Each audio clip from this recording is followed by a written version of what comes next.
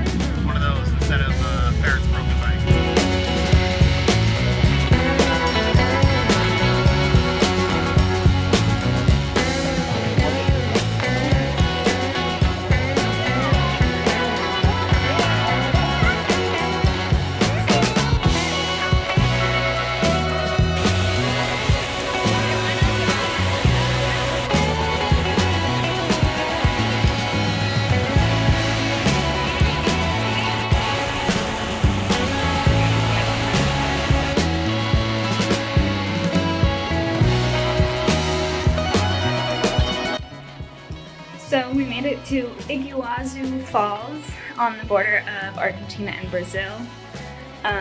Our first day here, or the day that we were planning on going to the falls, Sunshine got sick, and so we just stayed in bed all day. We extended our trip, or our stay, one more day.